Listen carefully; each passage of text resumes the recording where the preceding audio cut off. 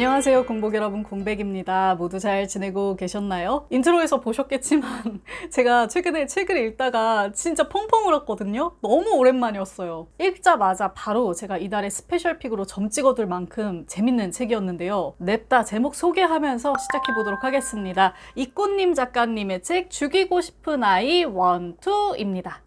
많은 분들이 아시다시피 이 책 죽이고 싶은 아이는 청소년 소설계의 베스트셀러죠. 제가 베스트셀러들을 자주 살펴보고 읽어보는 편이기는 하지만 사실 청소년 소설까지 읽어보는 경우는 거의 없어요. 그래서 뭐 증정 제한 같은 것도 다 고사하는 편이고요. 그런데 이 책은 제가 궁금했던 게 첫 번째, 이 이꽃님이라는 작가의 네임밸류였고요. 두 번째는 이거였어요. 제가 중고등학교 강의 가면 친구들한테 인생책이 뭐냐고 자주 물어보거든요. 근데 그럴 때마다 애들이 꼭 이 책의 이름을 얘기를 하는 거예요. 이런 궁금증들 때문에 제가 출판사에서 책을 받으면서도 솔직히 좀 걱정을 했어요. 어떤 걱정이었냐면 이게 청소년을 대상으로 한 책이니까 뭔가 어른의 눈으로 보기에 좀 잘 안 맞지 않을까? 뭔가 문체에 있어서도 그렇고 공감의 지대가 다르니까요. 이런 걱정들을 좀 했는데 이게 웬일이란 말이에요. 제가 이걸 보면서 진짜 엉엉 울었단 말이죠. 그래가지고 이 책이 뭐가 그렇게 슬펐느냐, 뭐가 그렇게 좋았느냐, 이제 그 얘기를 해봐야겠죠. 미리 우리 공부기 분들의 양해를 구하자면 내용을 많이는 말씀 못 드립니다. 그냥 아무것도 모르시고 읽는 게 제일 재밌어요. 그래도 어떤 책인지 감은 잡으셔야 하니까요. 간단하게 내용 소개해 볼게요. 고등학교에서 사망 사건이 발생합니다. 한 아이가 벽돌에 맞아서 죽는 사건이 발생했거든요. 그런데 여기에는 놀랍게도 용의자가 있습니다. 즉 이게 단순 사망 사건이 아니라 살인 사건이라는 거죠. 이 용의자는 죽은 학생인 서은의 가장 친한 친구라고 알려진 지주연이라는 학생입니다. 이제 학생이 죽었고 용의자가 있으니까 취조를 시작을 해야겠죠. 근데 되게 곤란해요, 상황이. 일단 사건 현장에 CCTV가 없고요. 묘하게도 이 주연이라는 학생은 사건 당시에 자기가 뭘 했는지 기억을 전혀 못해요. 그러다 보니까 이제 주변 인물들의 어떤 증언이 중요해지는 거죠. 이 소설은 이 사건을 둘러싼 주변 인물들의 인터뷰와 그들의 이야기가 교차되면서 쓰여져 있습니다. 자, 주변 친구들의 이야기를 듣다 보니까 이게 증언이 완전 엇갈려요. 한쪽에서는 두 사람이 진짜 각별한 친구였다. 늘 붙어 다니는 단짝 친구였고 주연이라는 학생이 집이 가난한 서은이를 정말 많이 도와줬다. 그리고 용의자로 지목된 이 주연이라는 친구는 돈도 많고 성격도 활발하고 공부도 잘하고 해서 인기가 많았다. 그래서 그런 학생이 범인인 게 좀 납득이 안 된다라는 의견이 한쪽에 있고요. 다른 한쪽에서는 이렇게 얘기해요. 무조건 지주연이 죽인 게 맞다. 이 기집애 진짜 악마 같은 애다. 가난한 애 데리고 다니면서 맨날 하녀처럼 부려먹고 다른 친구들 못 사귀게 질투하고 헛소문 내고 이런 애다. 얘 완전 살인자다. 이렇게 얘기를 하는 상황입니다. 이게 학교에서 일어난 사건이고 피해자와 용의자가 모두 학생이다 보니까 좀 화제거리잖아요. 그렇다 보니까 언론이며 뭐 사이버 레카 같은 사람들이 정말 벌떼처럼 달려들어요. 게다가 뭐 경찰, 변호사, 해당 학교의 학부모들, 주변 시민들, 양쪽 집안의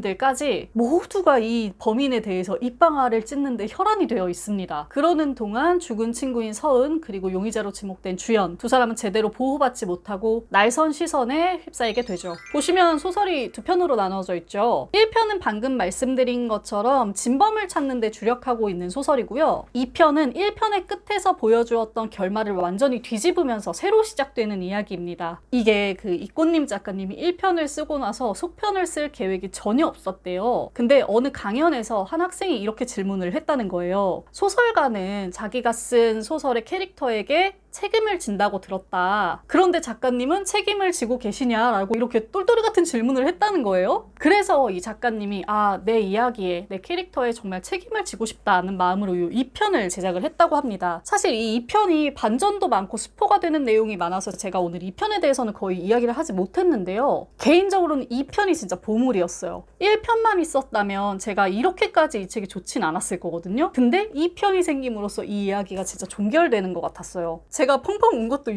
2편을 읽을 때였거든요. 이거 읽으면서 진짜 2편의 존재가 있어서 너무너무 다행이다라는 생각을 했어요. 그 느낌 아세요, 여러분? 이 세상에 이런 이야기가 있어서 너무 다행이다. 뭔가 막 이 험난한 아수라장의 세상 속에서 이런 한 줄기 빛 같은 이야기가 있어서 너무너무 다행이다. 이런 생각이 들 정도로 정말 소중한 속편이었습니다. 이 소설에는 다양한 사회 문제들 그리고 개인의 문제들이 들어가 있습니다. 예컨대 자극적인 소식을 열심히 퍼다 나르는 대중과 언론들, 그들의 무책임한 발언들, 그리고 타인을 바라볼 때 어떤 신뢰와 진실, 믿음의 문제 같은 테마도 있고요. 사람들이 각자의 이해관계를 따지는 동안 소외되는 사람들, 그리고 애정을 준다고 줬지만 의도치 않게 삐뚤어진 어떤 마음들, 그리고 전혀 예상하지 못한 곳에서 자신의 마음의 상처를 치유하는 사람들, 이런 다양한 이야기가 담겨 있어요. 아이들이 이 책을 읽고 있다라고 상상해봤을 때 저는 이 이야기가 분명 아이들에게 큰 도움이 될 거라는 생각이 들었거든요. 그리고 무엇보다 이건 성인들도 같이 읽어봐야 될 이야기들이었어요. 아주 쉬운 문체로 사회와 개인의 감정, 단면을 파고들고 그 끝에 빛을 보여주고야 마는 이런 소중한 책, 죽이고 싶은 아이 시리즈를 여러분들 꼭 읽어보셨으면 좋겠습니다. 네, 오늘은 이렇게 죽이고 싶은 아이 1, 2를 모두 소개해봤습니다.